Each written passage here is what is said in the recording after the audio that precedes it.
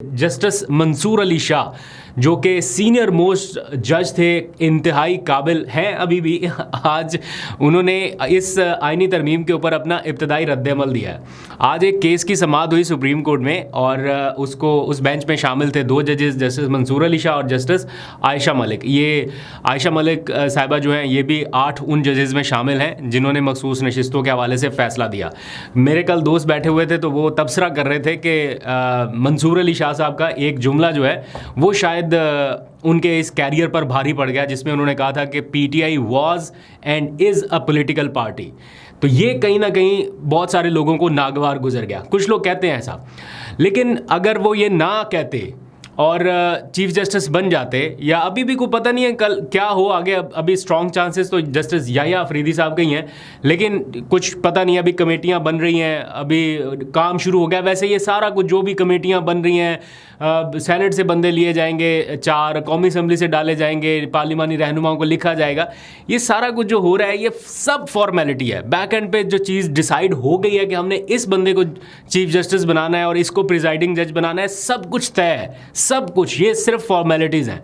Anyways, आज मंसूर अली शाह एक case की समाअत कर रहे थे। मुसाबकती कमीशन से मुतालिक कोई केस था जिसके खिलाफ इस्लामाबाद हाई कोर्ट ने फैसला दिया, उसे सुप्रीम कोर्ट में चैलेंज कर दिया गया था। तो फ़रूक नसीम जो MQM की से ताल्लुक़ रखते हैं वो वकील थे उस केस में। तो जब ये मामला गया इन 2 जजेस के पास, मंसूर अली शाह साहब के पास और जस्टिस आयशा मलिक के पास, तो मंसूर अली शाह साहब ने मुस्कुराते हुए पूछा कि क्या अब ये केस हमारी जुरिस्डिक्शन में है या ये भी आईनी अदालत में जाएगा। तो फ़रूक नसीम ने कहा कि जो सियासी नोहियत के जो मुकदमात हैं वो आईनी अदालत में जाएंगे।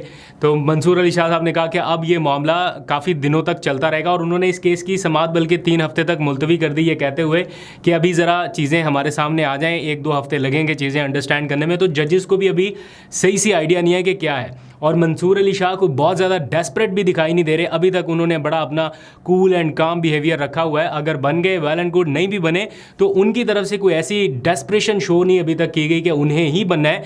जैसे समटाइम्स होता है ना कि अंदर ही अंदर कोई ऐसी चालें चलना शुरू हो जाएं कि कोई इधर से लेटर लिख दिया, कोई उधर से ख़त लिख दिया, सिवाय मखसूस नशिस्तों का फ़ैसला देने के हवाले से या उसकी वजाहत के हवाले से जो कि हक़ पर मबनी फ़ैसला था। उसके अलावा मंसूर अली शाह साहब ने अभी तक कोई ऐसा इक़दाम नहीं किया जिससे ये लगे कि वो बहुत डेस्परेट हैं, बल्कि कूल एंड काम थे। जस्टिस आयशा मलिक ने भी कहा कि चलें अब आप जाने और आपकी आईनी अदालत जाने।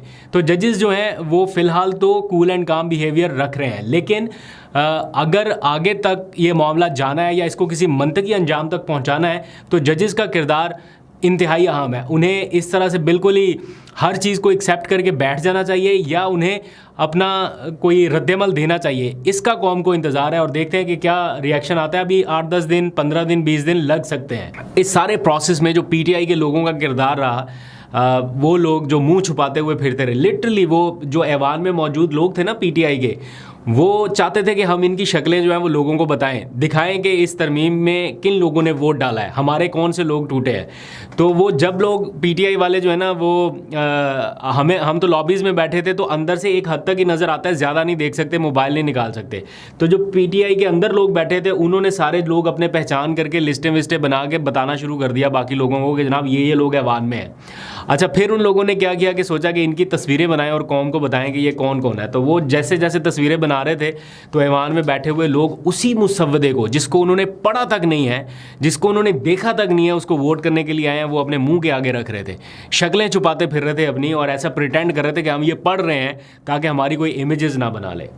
तो इस सारे प्रोसेस में अभी कल रात से ज़ैन कुरैशी का वीडियो बयान आया, बहुत सारे क्वेश्चंस उनके ऊपर हो रहे हैं। देखिए, टाइमिंग मैटर करती है। आपने जब तरमीम मंजूर हो गई पार्लियामेंट से भी, सेनेट से भी, दैन आपका वीडियो बयान आया। अगर आप कहीं बाहर थे, कहीं बिल्कुल आज़ाद माहौल में थे और बड़े लॉयल थे, तो आपको अपने कारकुनान की परेशानी दूर करनी चाहिए थी, आपको अपनी लीडरशिप से रब्ता करना चाहिए था, बताना चाहिए था। अब वजाहतों का टाइम तो गुजर गया।